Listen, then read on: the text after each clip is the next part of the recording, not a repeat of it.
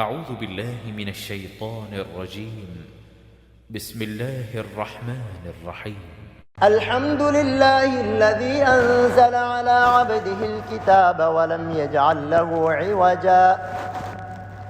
قيما لينذر بأسا شديدا من لدنه ويبشر المؤمنين الذين يعملون الصالحات أن لهم أجرا حسنا ماكثين فيه أبدا وينذر الذين قالوا اتخذ الله ولدا ما لهم به من علم ولا لآبائهم كبرت كلمة تخرج من أفواههم إن يقولون إلا كذبا فلعلك باخع نفسك على آثارهم إن لم يؤمنوا بهذا الحديث أسفا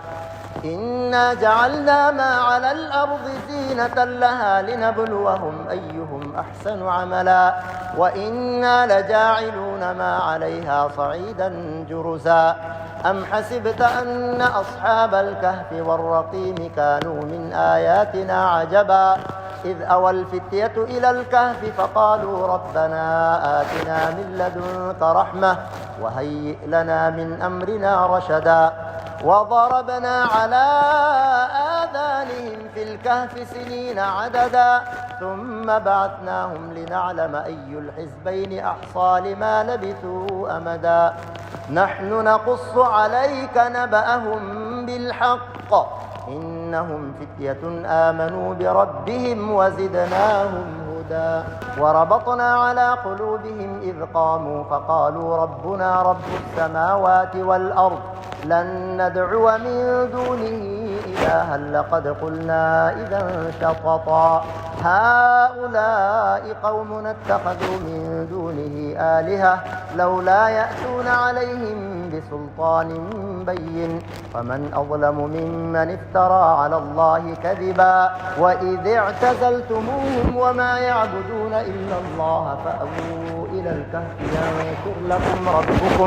ينشر لكم ربكم من رحمته ويهيئ لكم من أمركم مرفقا وترى الشمس إذا طلعت تزاور عن كهفهم ذات اليمين وإذا غربت تقرضهم ذات الشمال وهم في فجوة منه ذلك من آيات الله من يهد الله فهو المهتد ومن يضلل فلن تجد له وليا مرشدا وتحسبهم أيقاظا وهم رقود ونقلبهم ذات اليمين وذات الشمال وكلبهم باسق ذراعيه بالوصيد لو اطلعت عليهم لوليت منهم فرارا ولملئت منهم رعبا وكذلك بعثناهم ليتساءلوا بينهم قال قائل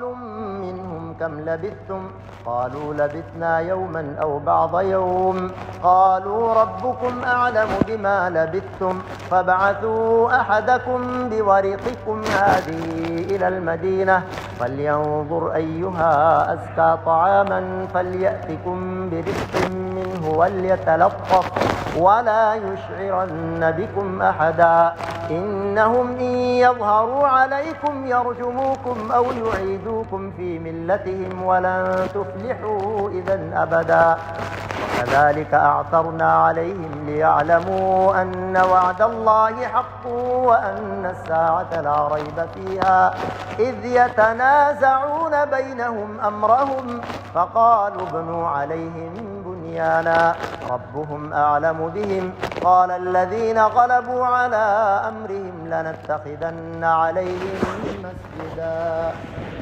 سيقولون ثلاثة رابعهم كلبهم ويقولون خمسة سادسهم كلبهم رجما بالغيب ويقولون سبعة وثامنهم كلبهم قل ربي أعلم بعدتهم ما يعلمهم إلا قليل فلا تمار فيهم إلا مراء ظاهرا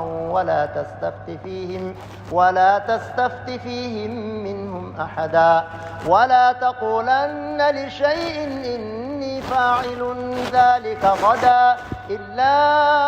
أن يشاء الله واذكر ربك إذا نسيت وقل عسى أن يهديني ربي لأقرب من هذا رشدا ولبثوا في كهفهم 300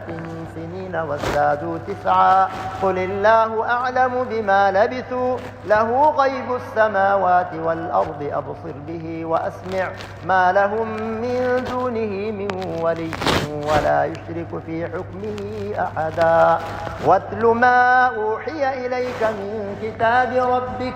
لا مبدل لكلماته ولن تجد من دونه ملتحدا واصبر نفسك مع الذين يدعون ربهم بالغداة والعشي يريدون وجهه ولا تعد عيناك عنهم تريد زينة الحياة الدنيا ولا تطع من أغفلنا قلبه عن ذكرنا واتبع هواه وكان أمره فرطا وقل الحق من ربكم فمن شاء فليؤمن ومن شاء فليكفر إنا أعتدنا للظالمين نارا أحاط بهم سرادقها وإن يستغيثوا يغاثوا بماء كالمهل يشفي الوجوه بئس الشراب وساءت مرتفقا إن الذين آمنوا وعملوا الصالحات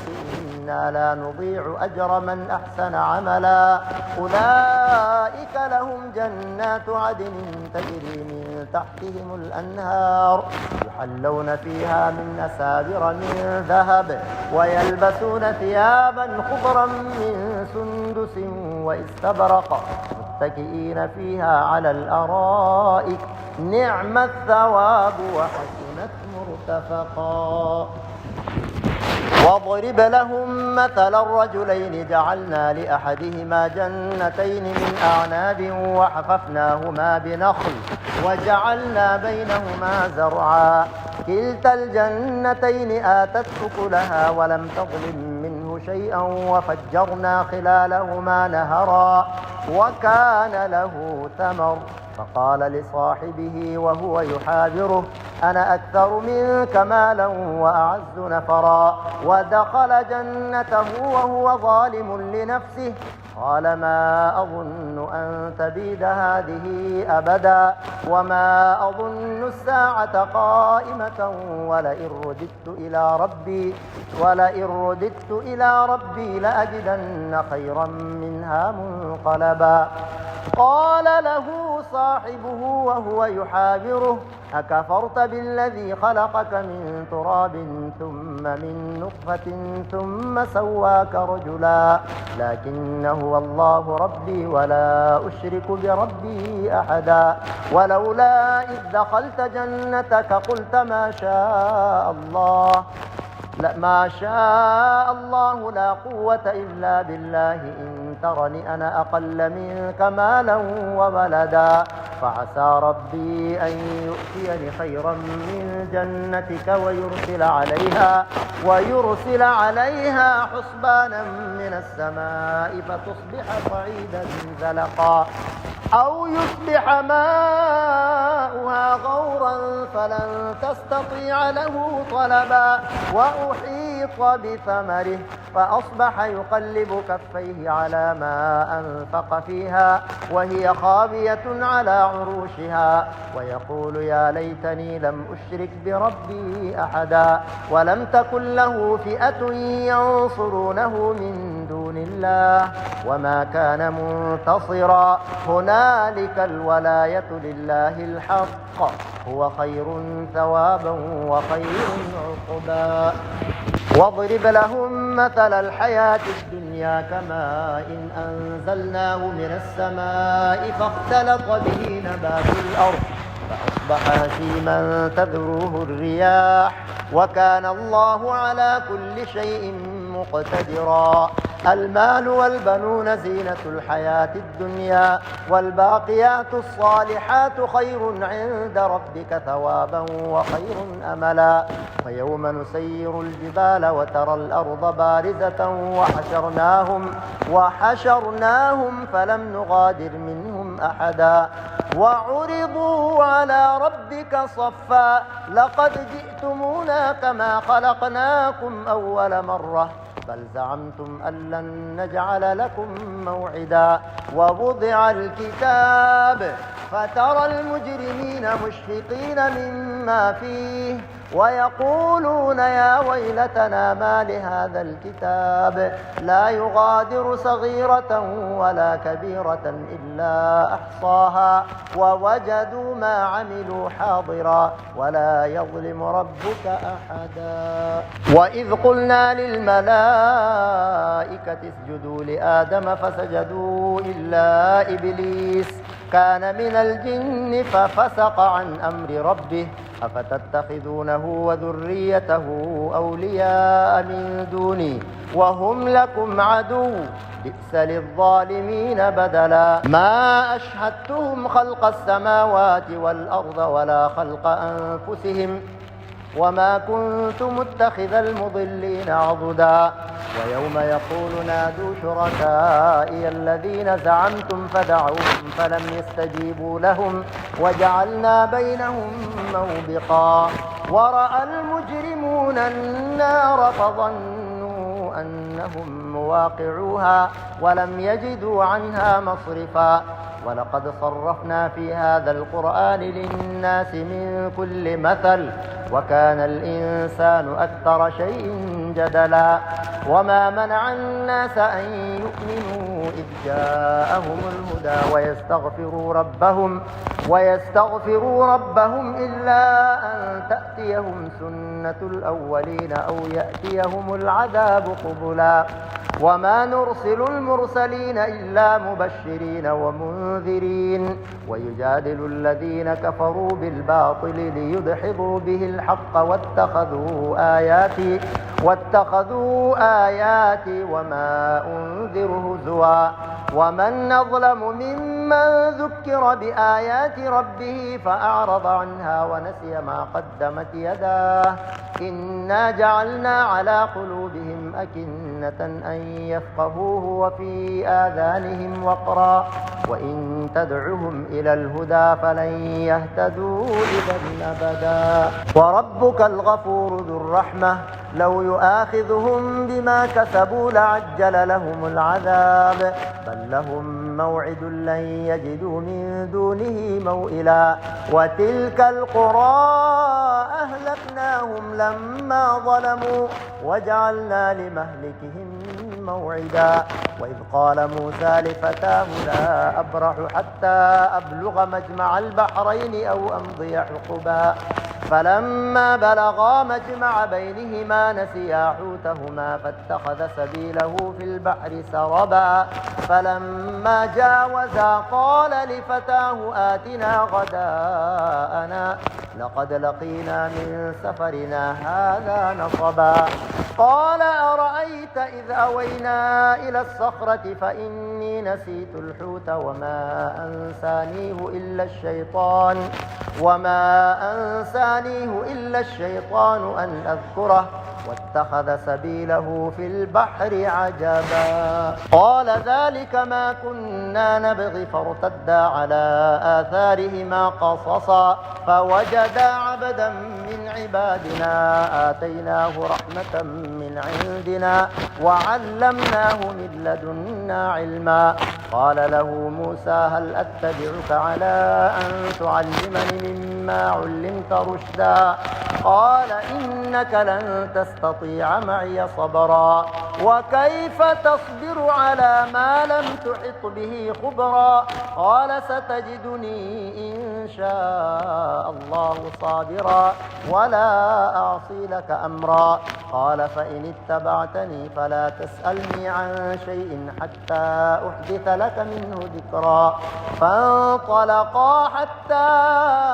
إذا ركبا في السفينة خرقها قال أخرقتها لتغرق أهلها لقد جئت شيئا إمرا. قال ألم أقل إنك لن تستطيع معي صبرا قال إن سألتك عن شيء بعدها فلا تصاحبني قد بلغت من لدني عذرا. فانطلقا حتى إذا لقيا غلاما فقتله قال أقتلت نفسا زكية بغير نفس لقد جئت شيئا نكرا. قال ألم أقل لك إنك لن تستطيع معي صبرا. قال إن سألتك عن شيء بعدها فلا تصاحبني قد بلغت من لدني عذرا. فانطلقا حتى إذا أتيا أهل قرية استطعما أهلها فأبوا أن يضيفوهما فوجدا فيها جدارا يريد أن ينقض فأقامه. قال لو شئت لاتخذت عليه أجرا. قال هذا فراق بيني وبينك سأنبئك بتأويل ما لم تستطع عليه صبرا. أما السفينة فكانت لمساكين يعملون في البحر فأردت أن أعيبها وكان وراءهم ملك يأخذ كل سفينة غصبا. وأما الغلام فكان أبواه مؤمنين فخشينا أن يرهقهما طغيانا وكفرا فأردنا أن يبدلهما ربهما خيرا منه زكاة وأقرب رحما. وأما الجدار فكان لغلامين يتيمين في المدينة وكان تحته كنز لهما وكان أبوهما صالحا فأراد ربك أن يبلغا أشدهما ويستخرجا كنزهما رحمة من ربك وما فعلته عن أمري ذلك تأويل ما لم تسطع عليه صبرا. ويسألونك عن ذي القرنين قل سأتلو عليكم منه ذكرا. إنا مكنا له في الأرض وآتيناه من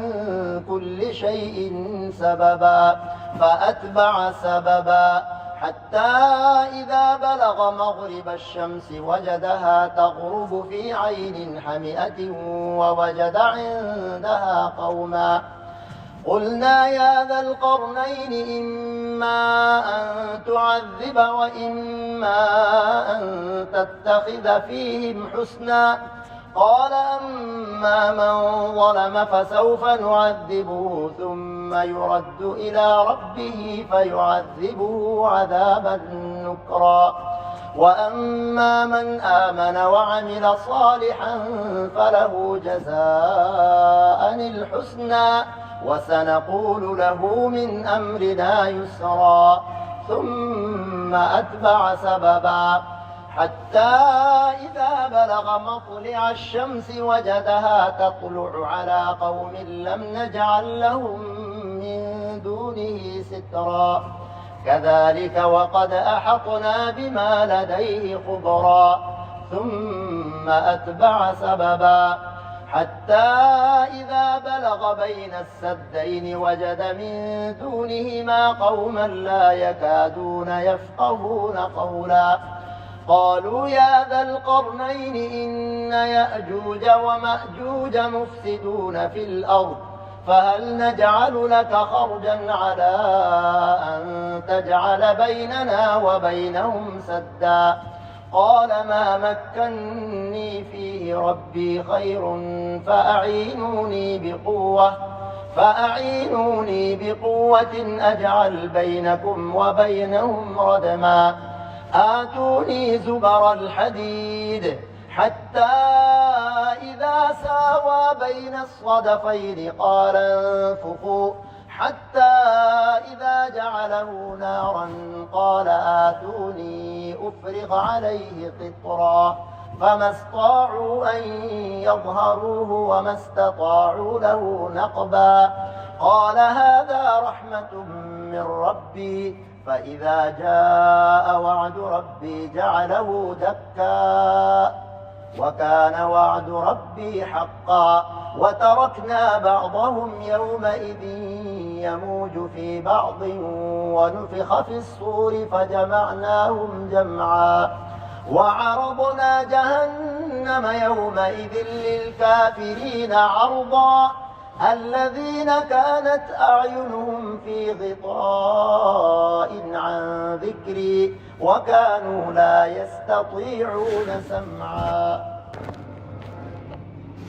أفحسب الذين كفروا أن يتخذوا عبادي من دوني أولياء إنا أعتدنا جهنم للكافرين نزلا قل هل ننبئكم بالأخسرين أعمالا الذين ضل سعيهم في الحياة الدنيا وهم يحسبون أنهم يحسنون صنعا أولئك الذين كفروا بآيات ربهم ولقائه فحبطت أعمالهم فلا نقيم لهم يوم القيامة وزنا ذلك جزاؤهم جهنم بما كفروا واتخذوا آياتي ورسلي هزوا إن الذين آمنوا وعملوا الصالحات كانت لهم جنات الفردوس نزلا خالدين فيها لا يبغون عنها حولا قل لو كان البحر مدادا لكلمات ربي لنفد البحر قبل أن تنفد كلمات ربي ولو جئنا بمثله مددا قل إنما أنا بشر مثلكم يوحى إلي أنما إلهكم إله واحد فمن كان يرجو لقاء ربه فليعمل عملا صالحا ولا يشرك بعبادة ربه أحدا.